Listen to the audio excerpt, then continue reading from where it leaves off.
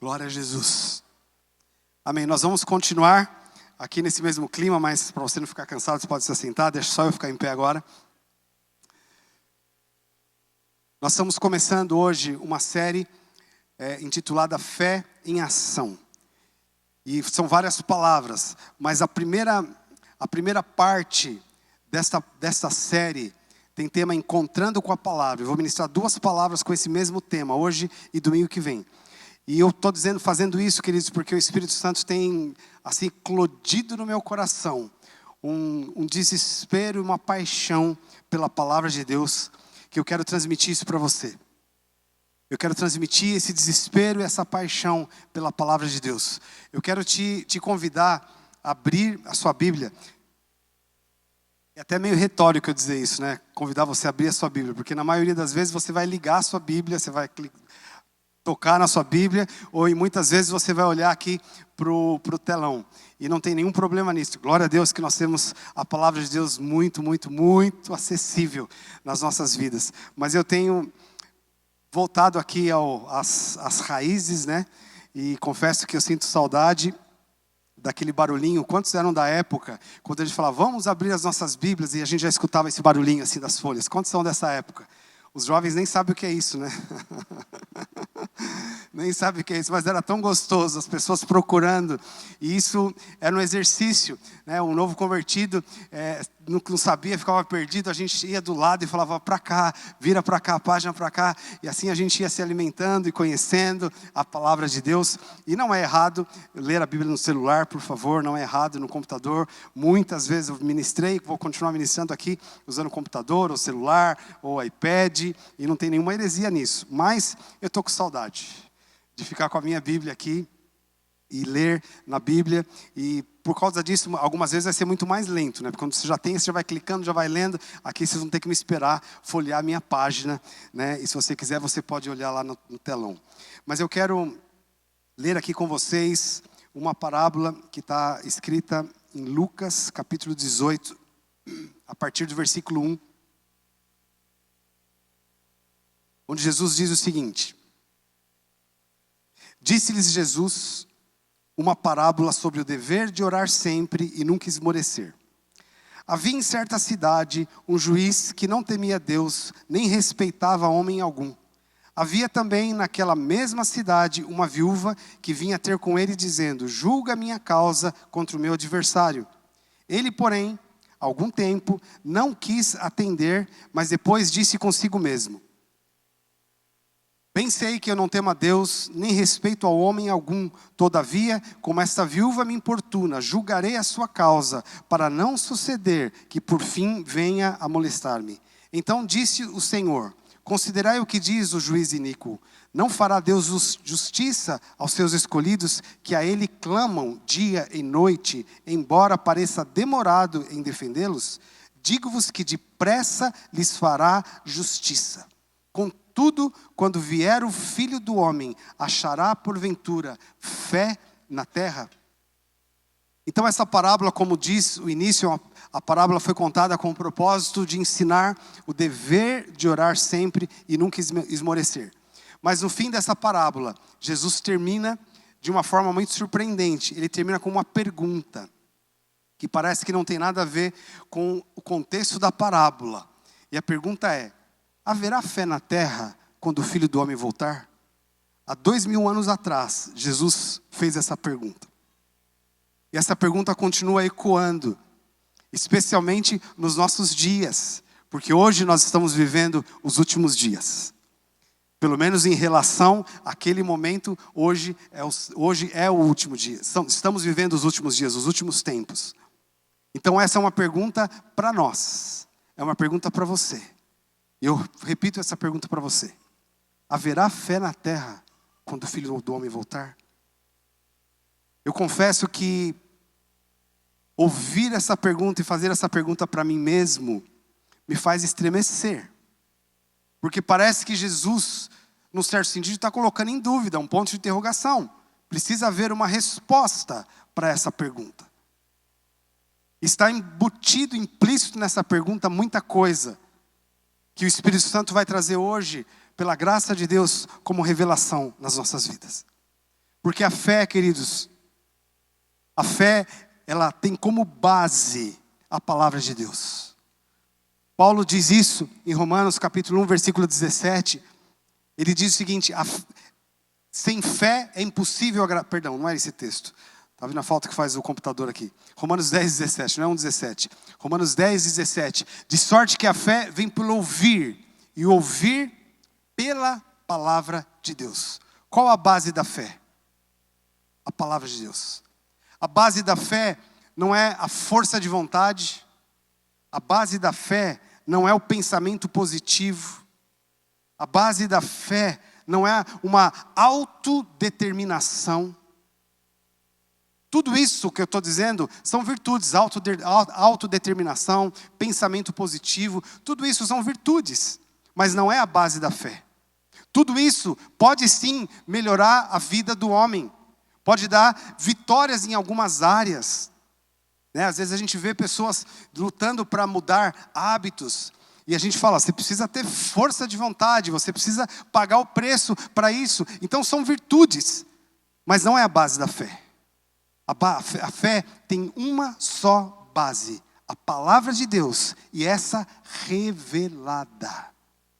Quando nós temos revelação da palavra de Deus, quando o Espírito Santo produz essa revelação nos nossos corações, está estabelecido na nossa vida uma base, e que base maravilhosa. A Bíblia diz que o autor e consumador da fé é o nosso Senhor Jesus Cristo. A fé não nasce no coração do homem. A fé não nasce no nosso coração. A fé tem um autor, é Jesus Cristo. E a fé que nós vivemos, então, é desse autor. Por isso que a Bíblia fala, não vivemos mais, mas vivemos pela fé do Filho de Deus, que morreu e a si mesmo se entregou por nós. Mas qual a base dessa fé? Palavra. Palavra. Por isso a estratégia do diabo para responder essa pergunta, porque o diabo está doido para responder essa pergunta que Jesus fez. Em Lucas 18, haverá fé na terra quando o Filho do Homem voltar? O diabo está doido para dizer, não vai haver fé na terra. Ele trabalha fortemente para minar a fé dos cristãos e trocar a fé sobrenatural, a fé na palavra de Deus, por uma vida natural. Uma vida baseada nos princípios dessa terra. Fazer com que os cristãos não haja diferença nenhuma entre um que crê e aquele que não crê. O ano passado, nós tivemos o privilégio, eu e minha família, de fazer uma viagem dos nossos sonhos. Nós fomos para Israel. E fizemos não foi uma viagem turística, foi uma viagem mais acadêmica, de estudo mesmo. Tivemos aula lá em Israel, aula com rabinos, aula com historiadores, aulas com assim, caras bem de alto nível, que conhecem, têm muito conhecimento a respeito de Israel, a respeito de cultura, a respeito de história, a respeito de arqueologia. E essa viagem foi muito interessante, mas teve um ponto alto dessa viagem que eu quero compartilhar com vocês. Nós fomos visitar uma região perto do Mar Morto, chamado Cavernas de Qumran. E essa é uma região muito icônica em Israel, porque em 1947, eles acharam, em 1947 aconteceu que tinha nessa região de Qumran, tinha alguns beduínos. Beduínos são como ciganos, beduínos árabes, são nômades, né? Eles estavam habitando naquela região, e um menino adolescente estava cuidando das suas cabras, e ele perdeu uma das cabras, que entrou numa dessas cavernas cravadas na montanha. E ele começou a jogar pedra para descobrir em qual caverna estava a sua cabra, e para tentar tirar a cabra de dentro da caverna. Quando ele percebeu que a pedra bateu num lugar meio oco e parece que quebrou, e ele já se animou, porque naquela região é muito comum encontrar tesouros escondidos, né? Uma região que tem muita coisa enterrada lá, tem muito sítio arqueológico e tudo mais. E esse menino entrou nessa caverna, e quando chegou lá, ele percebeu que a sua pedra atingiu um pote de barro, e dentro desse pote tinha um pergaminho. E ele foi e junto com os outros da comunidade, ali dos beduínos, eles venderam esse pergaminho no mercado, ganharam um bom dinheiro com isso, mas isso acabou ficando conhecido na região, isso foi parar, se eu não me engano, na Europa, e depois o governo de Israel acabou descobrindo esse pergaminho, comprou esse pergaminho. Eu quero contar um pouco sobre essa história. Essa caverna de Qumran, nós temos aqui, essa é uma foto que nós tiramos lá. Essa caverna, essa região, né, esse sítio, que é chamado hoje sítio de Qumran, há muitos anos atrás, habitava nesse lugar uma tribo, ou um grupo de pessoas que eram chamados essênios, que até então não eram conhecidos, mas eram pessoas que se afastaram de Israel por causa da corrupção que eles viam naquele tempo em Israel. Inclusive, na época de Jesus, existiam os essênios, e eles se afastaram de Israel e foram viver no deserto. Acredita-se que João Batista, que morou nessa região, ele fez parte, ou participou, teve algum contato com os essênios. E os essênios, eles tinham algumas virtudes, e uma delas, eles por causa da destruição de Jerusalém, que aconteceu lá no ano 70, no ano 70 da nossa era, eles guardaram pergaminhos da Bíblia, cópias da Bíblia, dentro desses jarros de barro e esconderam dentro dessas cavernas. E esse pergaminho, ou esses pergaminhos que foram encontrados, eles foram analisados por historiadores, por arqueólogos, e se descobriu que esses pergaminhos, alguns deles datavam de 2000 anos antes. E a grande questão desses pergaminhos é que foram analisar, porque a Bíblia, você sabe que a Bíblia são cópias. Eles foram analisar com a cópia mais antiga da Bíblia. E pensa só, uma diferença de mais de 1000 anos entre uma cópia e outra. Eles foram analisar, historiadores, não cristãos, foram analisar e eles perceberam a fidelidade, a preservação dos princípios bíblicos ao longo dos anos. Deus vela pela sua palavra. Deus vela pela sua palavra. Deus vela pela sua palavra. A Bíblia que nós temos na nossa mão hoje, seja no celular, seja no computador, a Bíblia que, infelizmente, muitos cristãos não conhecem. A Bíblia que muitas vezes nós não valorizamos. Deus fez questão de preservar isso ao longo dos anos, para que chegasse intacta nas nossas mãos. Intacta. E continuando essa história dos essênios, dos pergaminhos, pode ir passando os slides. Um dos pergaminhos encontrados dentro dessa caverna, foram 12 cavernas que eles foram pesquisando, encontrando esses pergaminhos. Uma dessas cavernas, eles encontraram o rolo do profeta Isaías. E o rolo do profeta Isaías é o livro mais preservado que eles encontraram lá. E o que o governo de Israel fez? Eles construíram, nós vamos ver a próxima foto aqui, eles construíram um museu chamado Museu do Livro, é o Museu de Israel. Esse museu está postado, está colocado num lugar muito central em Israel, muito famoso lá, está bem de frente o parlamento israelense, e do outro lado tem o escritório do primeiro-ministro de Israel. É o lugar de visitação das maiores autoridades do mundo. Se você pesquisar na internet, você vai ver o primeiro-ministro levando Barack Obama e tudo mais, ou qualquer presidente, até o Jair Bolsonaro já esteve lá. Então é um lugar super visitado, passou a ser um ponto central na história de Israel. E eles construíram esse museu do livro, inclusive essa parte de cima que você está vendo, essa parte branca, é como se fosse a tampa do jarro onde foi encontrado o pergaminho.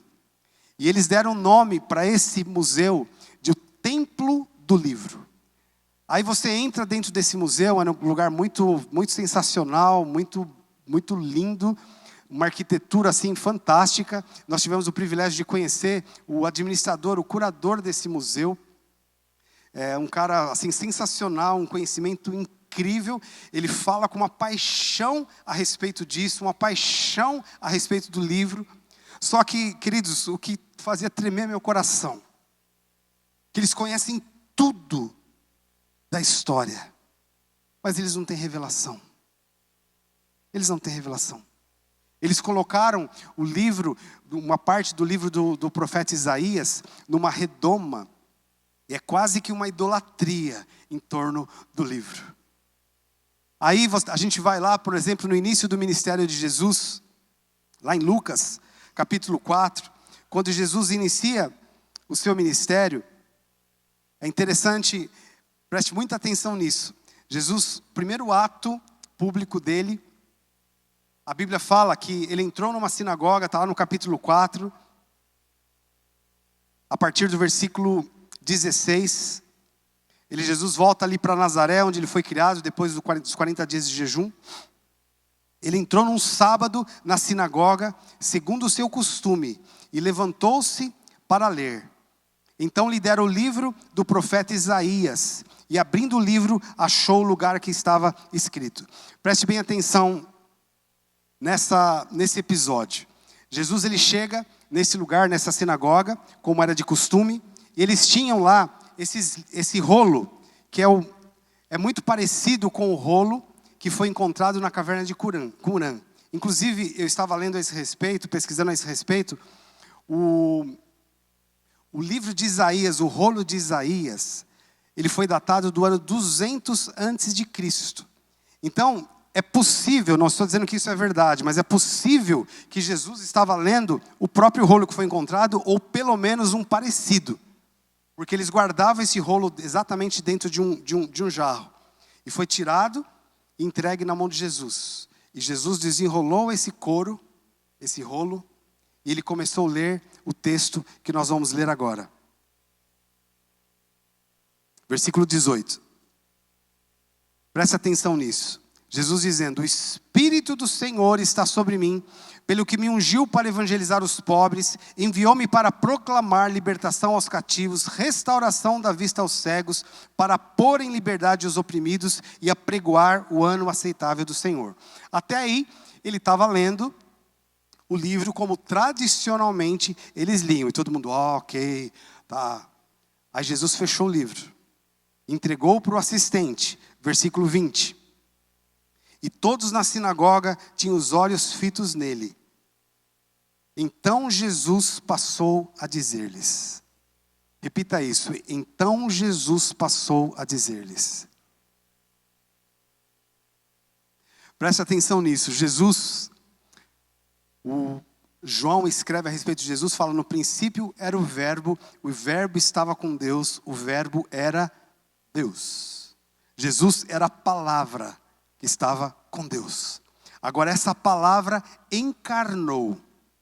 E essa palavra, Cristo, ele pega a palavra de Deus e ele conecta aquela palavra no tempo. E ele diz o seguinte, agora é o Cristo dizendo. Ele diz o seguinte, versículo 21. Então passou a dizer-lhes: hoje se cumpriu a escritura que acabais de ouvir. O que Jesus faz? Ele pega aquela palavra, ele é a palavra, e ele conecta com o tempo, ele diz: agora, agora. Só o que me choca é que os judeus, os israelitas, eles continuam lá, trabalhando, funcionários e funcionários e funcionários, e dinheiro, gasto para preservar o livro, turismo em volta do livro, mas eles não têm revelação do que está escrito lá.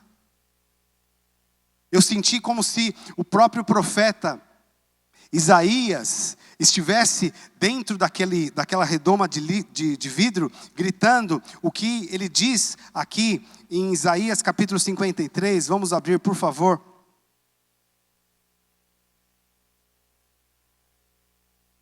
Isaías capítulo 53.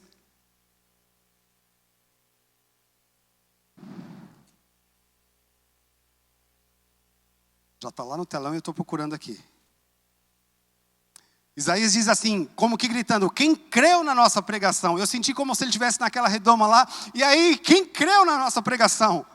Isso não é um livro histórico. Isso não é uma peça de museu. É a palavra do Deus Criador de todas as coisas. Quem acreditou nisso? Quem creu na nossa pregação? E ele continua dizendo aqui, o versículo A sequência do versículo: a quem foi revelado o braço do Senhor, porque foi subindo como renovo perante ele, como raiz numa terra seca, não tinha aparência nem formosura, olhando-lo olhando, mas nenhuma beleza havia que nos agradasse. Ele era desprezado, o mais rejeitado entre os homens, homem de dores, que sabe o que é padecer. Como um de quem os homens esconderam o rosto, era desprezado, e dele não fizemos caso. Aí continua dizendo: certamente ele tomou sobre si as nossas enfermidades. Ou seja, Isaías estava apresentando Jesus, e Jesus estava apresentando o livro, a revelação de Deus. Mas as pessoas não tinham revelação. Os judeus continuam até hoje esperando o Messias. Nessa viagem, nós chegamos a conversar com um jovem rabino lá. E eles estão esperando. Eles estão esperando pacientemente o Messias. Que há 2000 anos conectou a palavra e diz: é agora. É agora. Então, queridos, se não há revelação da palavra, se nós não tivermos revelação da palavra, não há vida.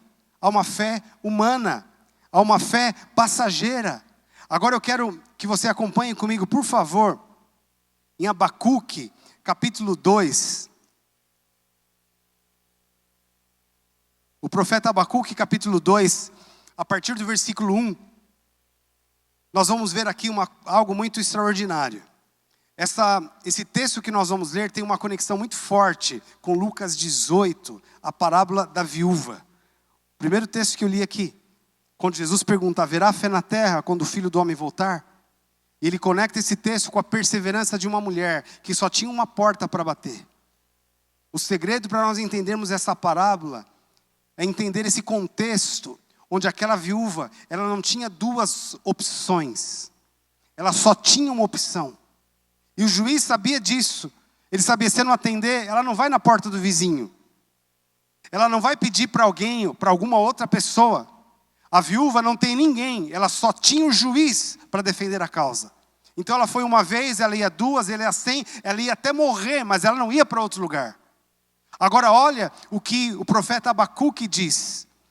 Versículo 1, ele diz assim: por-me-ei na minha torre de vigia, colocar-me-ei sobre a fortaleza, e vigiarei para ver o que Deus me dirá, e a resposta que terei à minha queixa. Abacuque, ele estava dizendo, em outras palavras: eu vou bater na única porta. Na única porta. A única opção que eu tenho é ouvir o que Deus tem para me dizer. Nós vivemos em dias, queridos, onde nós temos muitas opções. Onde nós temos muitos conselhos. Onde cada um faz a sua própria regra, cada um faz a sua própria lei, cada um dirige a sua vida do jeito que quer. Mas aqui nós vemos Abacuque dizendo: eu só tenho um lugar para ir. Eu vou na minha torre de vigia e eu vou ficar lá ouvindo o que Deus tem para me dizer. Olha a sequência do versículo. O Senhor me respondeu e disse: escreve a visão, grava sobre tábuas, para que possa ler até quem passa correndo. Aqui Abacuque está dando a visão de um outdoor. Outdoor são aquelas placas enormes que você vê na Castelo Branco, que você pode passar a 100 por hora, que você consegue ler o que está escrito lá. Deus está dizendo para Abacuque: escreve o que eu estou te dizendo. Escreve. Agora, preste atenção nisso. Hebreus fala, Deus dizendo o seguinte: eis o concerto e aliança que eu farei com eles naquele dia. Escreverei as minhas leis em seus corações. Em seus corações. Sabe, queridos, a palavra no Velho Testamento, a lei escrita no Velho Testamento, era uma palavra de ordenança que expressava o propósito e o projeto de Deus para o homem. Mas o que acontecia? Os homens liam essa palavra, liam essas ordenanças e chegavam à conclusão, e deveriam chegar à conclusão, que eram incapazes de cumprir aquilo que estava escrito. O grande problema que Jesus teve no início do seu ministério, que ele se deparou com fariseus que fingiam que podiam cumprir aquela palavra, mas não cumpriam. Por isso que Jesus diz: bem-aventurados os pobres, bem-aventurados as prostitutas, Bem-aventurados os pecadores, porque eles já chegaram à conclusão de que aquela vontade de Deus, mas eles não podem cumprir. A lei serviu para revelar a incapacidade humana de viver o sonho e o propósito de Deus.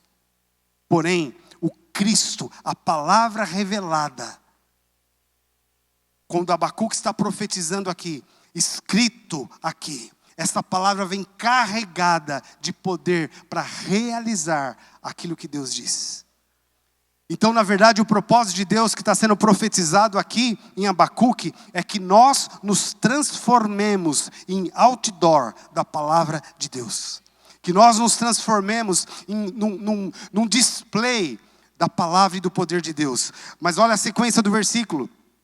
Versículo 3, porque a visão ainda está para cumprir-se no tempo determinado, mas se apressa para o fim e não falhará. Se tardar, espera, porque certamente virá, não tardará.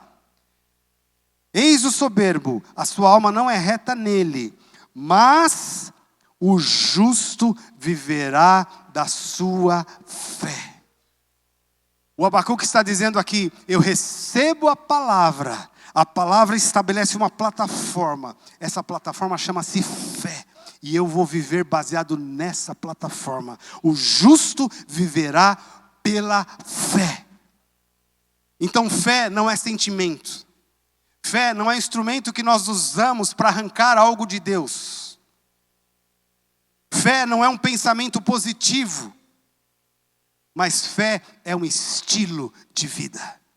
Uma vida baseada naquilo que Deus diz. No propósito de Deus, no sonho de Deus. Trazendo isso para a prática. A palavra de Deus, que é essa base de vida, é para ser aplicada em todas as áreas da nossa vida. O que nós devemos fazer como Abacuque? Esperar na torre de vigia. Senhor, quantos querem casar aqui? São solteiros e querem casar? Uau, ou o pessoal não quer casar, ou não tem muito solteiro aqui, eu estou muito tímido. Deixa eu perguntar de novo. Quantos aqui querem casar? Ok, melhorou um pouco. Oh Jesus, nós precisamos orar aqui para muitos casamentos nesse lugar. A questão, queridos, nós estamos vivendo dias onde eu tenho certeza que cada um aqui conhece uma dúzia de famílias, de casais, de casamentos mal sucedidos. E eu não estou falando de pessoas que não creem, que não são convertidos ou não são cristãos, até dentre cristãos. Por isso fica ecoando essa palavra de Jesus: quando o Filho do Homem vier, haverá fé na terra, achará fé na terra. Porque a questão é a seguinte: você quer casar? Pensa, vai para a sua torre de vigia. Senhor, o que o Senhor quer? Quais os princípios de um relacionamento entre solteiros? Entre um homem e uma mulher que pretendem se casar. Depois você se casou, você vai pensar: Senhor, como um homem casado, um marido, conduz a sua casa, trata a sua esposa? A mulher vai pensar: Senhor, como uma mulher trata o seu marido? Queridos, a nossa referência não pode ser o DNA que nós recebemos, a tradição que nós recebemos, o que o mundo diz, o que a TV diz.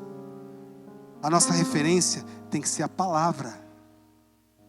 Agora, essa palavra, ela gera a fé para a realização daquilo que ela mesma diz. Eu vou criar os meus filhos e vou pensar: o que a palavra de Deus diz sobre criação de filhos? Como eu devo tratar os meus filhos? Como eu devo disciplinar os meus filhos? Eu garanto para você, não com a minha palavra, mas com a palavra de Deus, que aquilo que Deus diz é. Nós cantamos aqui: os reinos vêm e vão, mas o seu trono está acima dos céus. Seu nome infalível é. A palavra de Deus é infalível. Como nós vamos administrar a nossa vida financeira? Nós não vivemos para manipular as pessoas.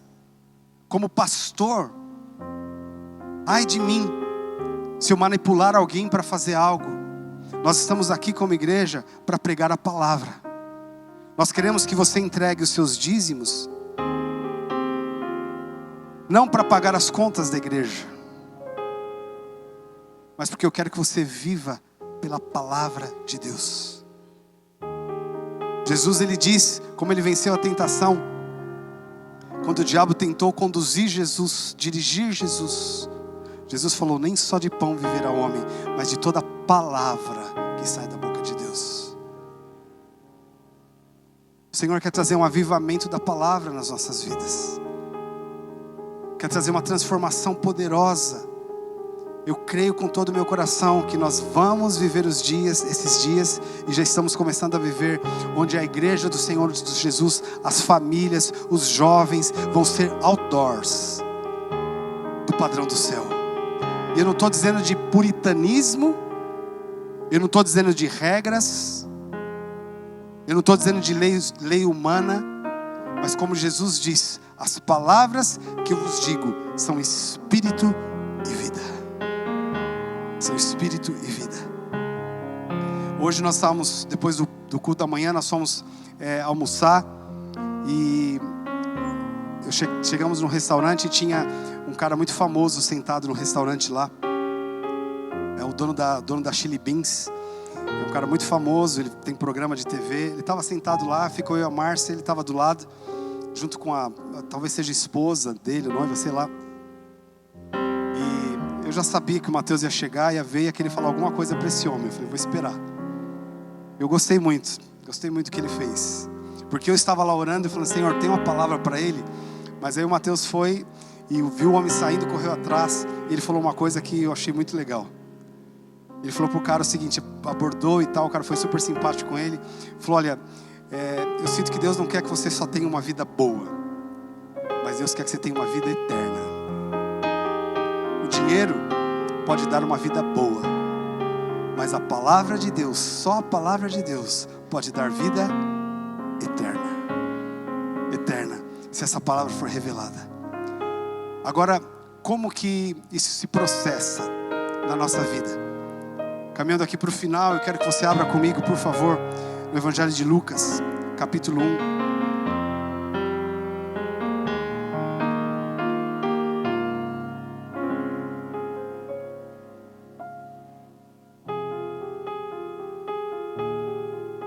Evangelho de Lucas, capítulo 1. Nós temos aqui a descrição precisa do momento onde Maria teve encontro com a palavra. Maria, mãe de Jesus. Eu quero que você acompanhe comigo a partir do versículo 26. Lucas capítulo 1, a partir do versículo 26.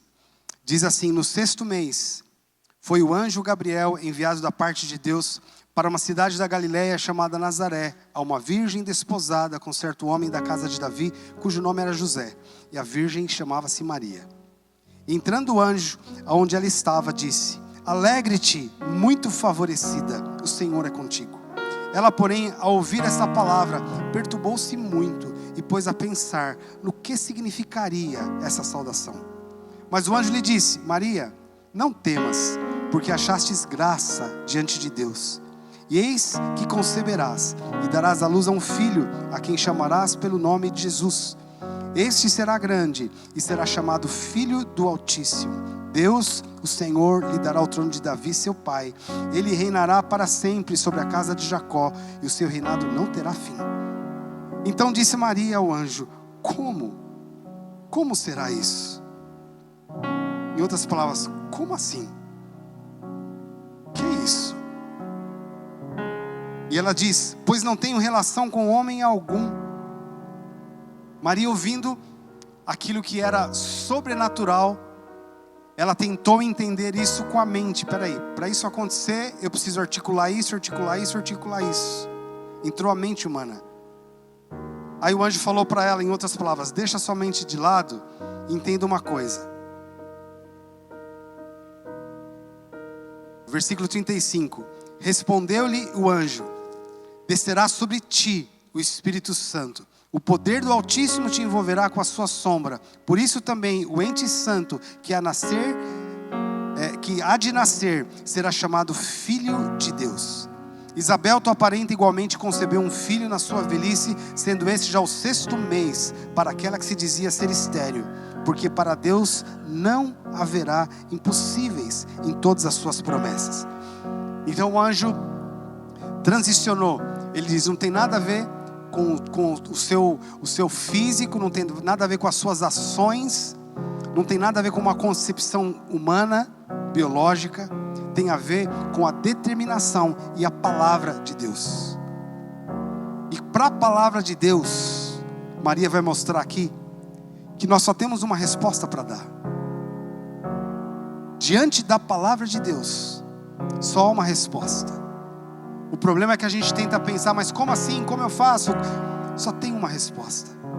A dificuldade muitas vezes para as pessoas entregarem a vida para Jesus é porque elas pensam: mas como assim? Como que eu vou largar o vício? Como que eu vou largar a maconha? Como que eu vou largar a cocaína? Como que eu vou largar a prostituição? Como que eu vou largar isso? Como que eu vou fazer aquilo? Entra a mente humana tentando encaixar o propósito de Deus. Mas o anjo falou: deixa de lado, o propósito é dele. Só tem uma resposta que nós devemos dar. Vira para quem está do teu lado e fala: só tem uma resposta quando a palavra de Deus é liberada. E que resposta é essa? Versículo 38. Então disse Maria: aqui está a serva do Senhor, cumpra-se em mim conforme a tua palavra. Ponto. Só tem isso aqui.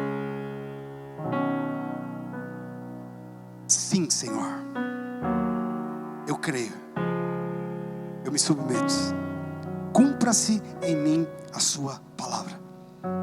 Eu quero terminar trazendo esse conceito bíblico, traduzindo isso aqui para você, traduzindo da forma que o Espírito Santo tem traduzido no meu coração. Eu não preciso ter medo da palavra de Deus. Eu não preciso ter medo da vontade de Deus. Sabe, queridos, a religião faz isso com as pessoas. As pessoas ficam com medo. Eu me lembro quando eu era criança, eu tinha maior medo de falar assim: Deus, na hora de casar, eu quero a sua vontade. Porque eu falei: vai que Deus escolhe algo que eu não queira. Quem já pensou assim? Fala: eis-me aqui, vai que Deus me manda para onde eu não quero ir. A religião põe medo. Irmãos, diante da palavra de Deus, a nossa única resposta tem que ser sim. Não tem que explicar. Por quê? Porque a palavra de Deus, quando é liberada, ela vem carregada do poder para a realização daquilo que ela mesma diz. Ela está embutida na palavra. O contrário seria como uma terra que vai receber uma semente de jabuticaba, e a terra fica pensando: mas espera aí, jabuticaba, aquela árvore, como assim eu vou produzir jabuticaba? A terra não precisa fazer nada, só recebe a semente. Se ela receber a semente, ela acolher bem essa semente, o que vai acontecer? A semente já vem de fábrica, embutido nela todo o potencial, todo o DNA. Pensa isso. A palavra de Deus, na palavra de Deus tem uma vida abundante embutido nela. Uma vida abundante para o casamento, uma vida abundante para a vida financeira, uma vida abundante para o relacionamento, em todas as áreas. Só que isso vem com perseguições. Porque todas as vezes que você decidir viver a palavra de Deus, você vai estar na contramão desse mundo, sem dúvida. Se você decidir educar os seus filhos baseado nos princípios da palavra de Deus, é perigoso até que a polícia bata na sua casa, porque vai na contramão do mundo. Se você decidir viver o seu casamento. A mulher falar, por exemplo, que ela ama se submeter ao marido. Meu Deus do céu, as feministas vão fazer passeata em frente à sua casa. Nós estamos vivendo num mundo assim. Por isso que Jesus fala: haverá fé na terra quando o Filho do Homem voltar? Porque os conceitos deste mundo, eles querem ser mais poderosos do que a palavra de Deus, mas não são. Não são. É a palavra de Deus, o Deus eterno, e a palavra que nos torna também eterna. Porque é o que Jesus diz, João capítulo 6: as palavras que eu vos digo são espírito e vida. Por isso nesta noite Deus quer abrir esse jato de revelação sobre a nossa vida. Não de regras, não de filosofia humana, não de religião, mas Deus está levantando uma geração que vai ser outdoor do céu. Quer saber como o céu funciona? Quer saber como Deus age? Quer saber qual é o propósito de Deus? Vai olhar para as nossas vidas, vai olhar para você, vai olhar para a sua casa. Não que nós sejamos perfeitos. Até nos nossos erros, quando nós erramos, a palavra de Deus fala: é para cá, e a gente vai para lá. Aí você volta para a palavra, e a palavra te dá de novo a direção, e você recebe essa palavra. E você alinha a sua vida de acordo com essa palavra. Eu quero te convidar a ficar em pé, querido, por favor.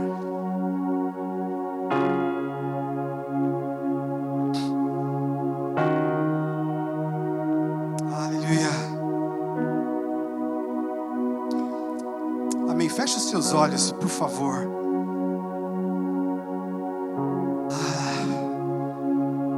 Aleluia. A presença do Senhor está neste lugar. Eu sinto como lá em Gênesis, a Bíblia diz que antes que tudo fosse criado, havia apenas o caos, mas o Espírito de Deus pairava. Ele pairava, até que Deus disse: haja luz. Houve luz. O Espírito de Deus paira, e a palavra de Deus está sendo liberada, e ela vai encontrar o lugar, ela vai encontrar o coração que vai se transformar nesse outdoor. A palavra de Deus vai ser escrita no seu interior. Aleluia. Aleluia. Oh Espírito Santo, oh Espírito Santo, vem, vem, vem, vem, vem.